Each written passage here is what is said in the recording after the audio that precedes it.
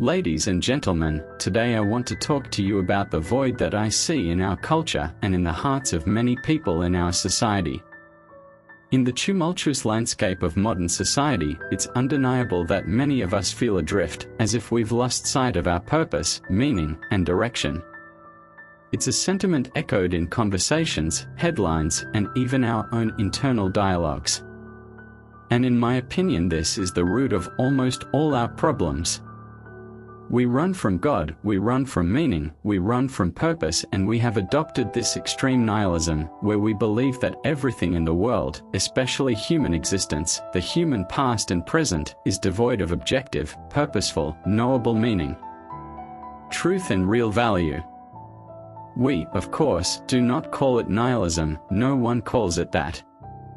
We sweeten it behind phrases like "you only live once," "live today as if there were no tomorrow," "live in my truth," "life is too short," and these kinds of things, where they all try to communicate a nihilistic perspective on life. People are told that there is only one life, only one reality, that there is no meaning other than the meaning you choose to assign to it. And then the question is, what happens when you stop assigning any meaning to it? What happens when you stop finding meaning in it? Well, our culture says, if you don't assign it, if you don't find it, then it's not there. Because now we have to live as if there is no objective meaning. It's what you find, what you decide it to be, what you decide to do with it. We, as a society, have obviously stopped seeing the purpose. We have allowed our desires to grow uncontrollably, and now we don't know where to direct them. And with the helpful help of commercial companies, ever newer desires continue to be invented. Some totally artificial. And we pursue them en masse, but find no satisfaction. And we never will. The endless accumulation of possessions will not bring us fulfillment either. Modern transportation has opened the world to the people of the West. Modern man can practically jump beyond the confines of his being through the eyes of television. So now he is present all over the planet, all at the same time. However, it turns out that from this spasmodic pace of progress of techno soundtracks, from the oceans of superficial information and cheap programs and TV shows, the human soul doesn't grow. But instead it becomes more superficial. And spiritual life only shrinks. As a result, our culture becomes poorer and darker, no matter how much it tries to stifle its decay with the din of empty novelties. As commodities continue to improve for the average person, spiritual development stagnates. Consolation brings with it a persistent sadness in the heart when we feel that the whirlwind of pleasures doesn't bring satisfaction, and that it may soon suffocate us. No, not all hopes can be placed in science, technology, or economic growth. The victory of technological civilization has also instilled in us spiritual insecurities. It enriches our gifts but also enslaves us. Everything is interest. We must not neglect our interest. Everything is a struggle, an eternal competition for material things. But an inner voice tells us that we have lost something pure, elevated and fragile. We have stopped seeing the purpose. Let's admit it, even if it's in a whisper, and only to ourselves, in the hustle and bustle of life and the dizzying speed for which we live. And this is really the problem. Well, I think it's twofold. I think, first of all, we don't know ourselves, we don't know who we are. And second, we don't know what our purpose is. And I think a person has to know both. Or he will despair.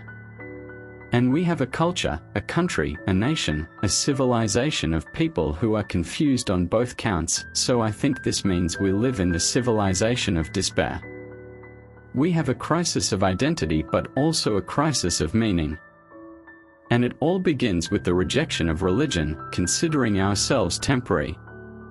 Because from a religious point of view, even a disease that kills doesn't really lead to death, because it is still a path to eternal life. But if you think there is no God, we are all free to do whatever and assign whatever meaning to life that we want to.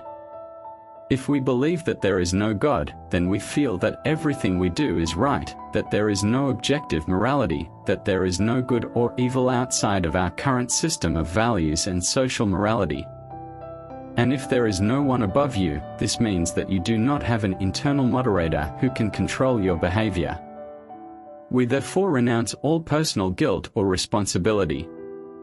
Because when you are held accountable to an authority over you, it is a totally different situation than when you live like everything is allowed.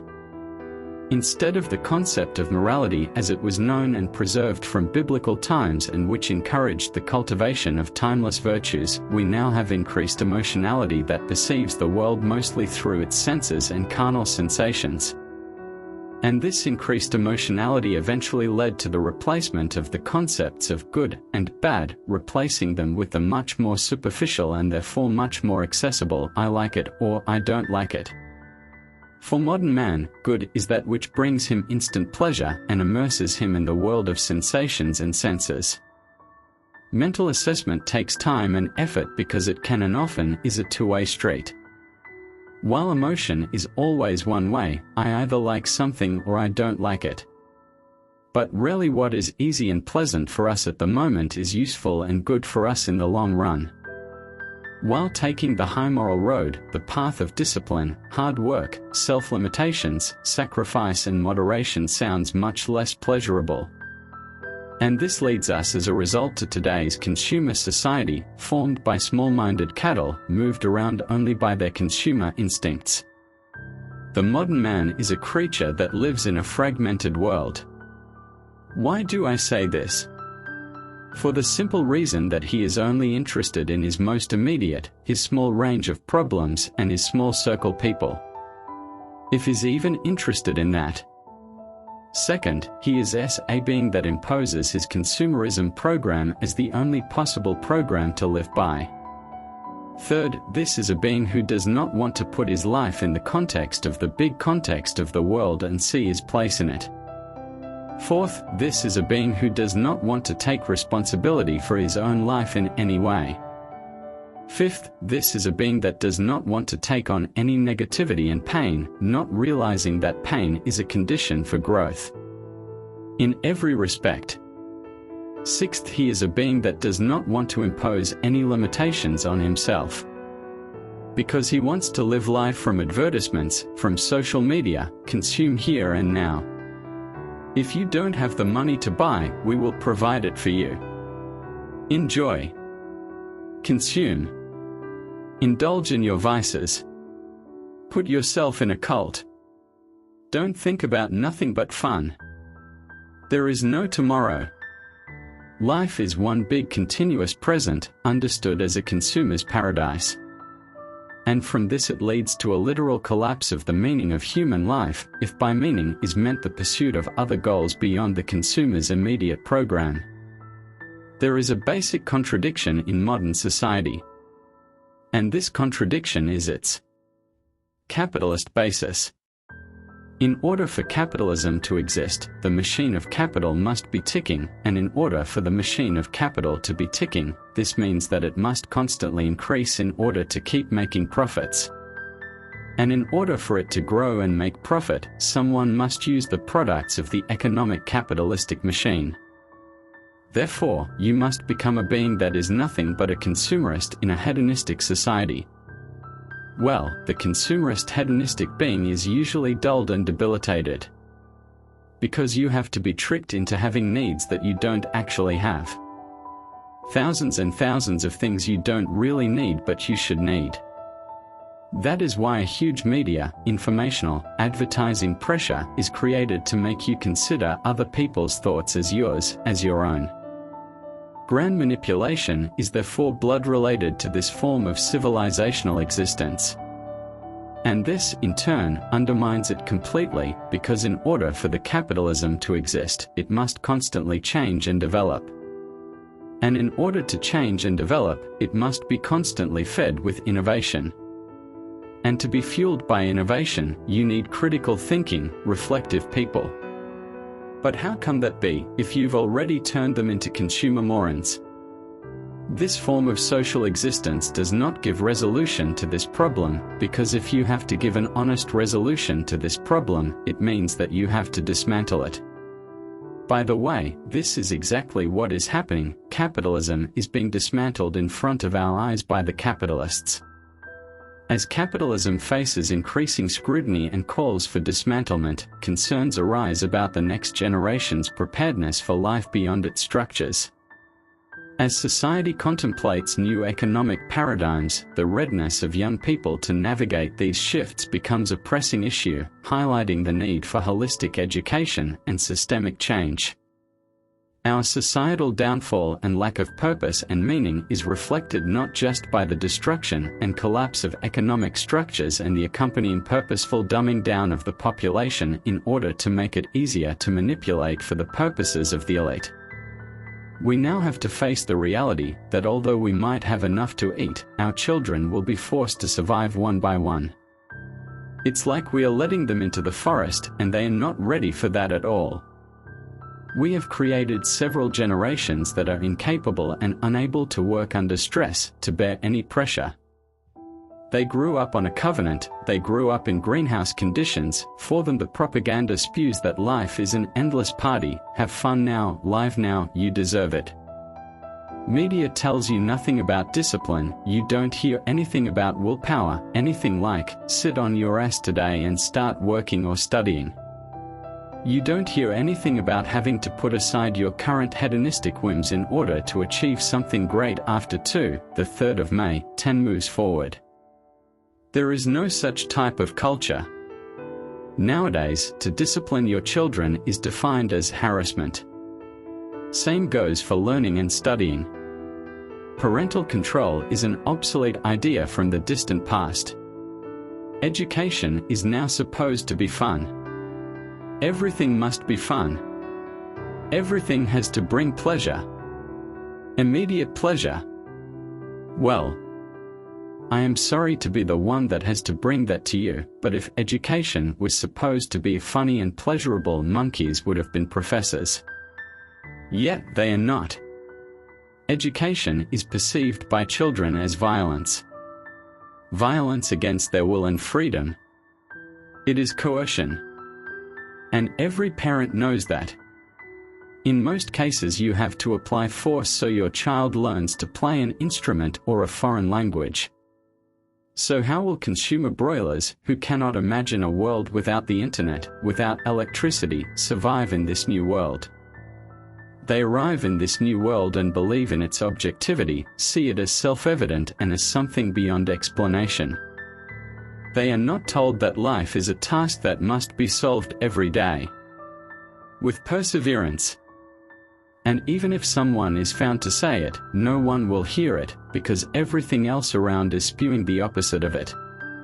A man despairs when he denies, rejects or renounces an aspect of that synthesis. When we renounce the eternal or infinite and truly free aspects of our being and no longer see ourselves as spirit and no longer recognize that part of our synthesis, that is when we fall into despair. Because such a man doesn't know himself, nor does he know his purpose. And I fear that, as a culture, we fail on both counts. Why do you think there is a 40% suicide rate among trans people, compared to 4% nationally? Because there is an enormous and deep despair that arises from not knowing who you are, from not knowing your identity, from not knowing the synthesis. And it seems that many of us don't know who we are. Even if we don't identify as the opposite sex to our biological sex, it seems like many of us still struggle. We don't know who we are, and that's how we come up with trans ideology, plastic surgery, extreme consumerism in some form, etc. It can manifest itself in so many different ways. Think about people obsessed with fashion trends. They have no identity of their own, they have no sense of self, they simply wear the same thing as everyone else, they speak the same thing that everyone else says, they develop the same beliefs that everyone else has at that moment, the same interest to fade into the collective, and trends and fashions. They are simply camouflaged for them, because it makes them blend in with their surroundings. or people who mix with some football team or superheroes. We are not talking about regular fans, but about people who are completely obsessed with some kind of entertainment. It's his whole life. It's the main thing they talk about. And if you say anything negative about it, they literally lose their minds. Everything is a community nowadays. Whatever your sexual fetish is, there is a community about it, as there is for every obsession, every interest, every enthusiasm, every hobby. No matter what it is, you are part of a community of people. People seek their identity in their shared love of things and experiences and entertainment. And if I want to have any chance of becoming a happy and complete person, I need to have a clear understanding of myself, of who I am. I need to have an identity rooted in something solid and immutable. And I also need to know why I am and where I'm going. And this desire for purpose and meaning, this desire to maintain a high moral standard, is what makes you a human being. And I think even with people who want to change their gender and so on, I think part of that is rooted in the real, true, healthy desire that we all have to be more than we physically are. It's just that they have diverted those desires tremendously. I believe it's an obvious truth that we are all more than what we seem. The very fact that I wonder if there is more to life than what I see is a proof that there is something more. And we, as individuals, have the power to redefine what purpose, meaning, and direction mean to us. It's about finding fulfillment in the small moments, cultivating relationships that nourish our souls, and pursuing passions that ignite our spirits. It's about embracing our uniqueness and contributing to the collective good in our own meaningful ways. Moreover, as a society, we are capable of incredible resilience and transformation. When we come together with empathy, compassion, and a shared vision for a better future, we can overcome any obstacle. We can create communities that uplift and support one another, where everyone feels valued and included. We can harness our collective creativity and innovation to address the pressing challenges of our time, from climate change to social inequality. So, while it's natural to feel lost at times, let's remember that the journey itself is part of the adventure. Let's lean on each other for support, celebrate our progress, and keep moving forward with courage and optimism. Together, we can rediscover our purpose, reclaim our sense of meaning, and chart a brighter path for ourselves and future generations. Amidst this collective sense of disorientation, there lies a profound opportunity, a chance to awaken from our collective slumber and embark on a journey of rediscovery. The notion that we've lost our purpose, meaning, and direction is not intended to be a discouragement, but rather a wake-up call, a call to action for each and every one of us. It's an invitation to pause, reflect, and reassess the trajectory of our lives and our society as a whole. At the heart of this wake-up call lies a fundamental truth: purpose, meaning, and direction are not external entities to be found or lost, but rather internal compasses waiting to be rekindled. They reside within each of us, waiting to be unearthed and nurtured through introspection, connection, and action. But keep in mind that while it's easy to lament the perceived loss of purpose, meaning, and direction in our society, it's far more productive to view it as a catalyst for transformation. This wake-up call challenges us to look inward, forge deeper connections, question the status quo, and take meaningful action. It's a call to rediscover what truly matters and to chart a course toward a more purposeful, meaningful, and fulfilling existence for ourselves, for each other, and for the world at large.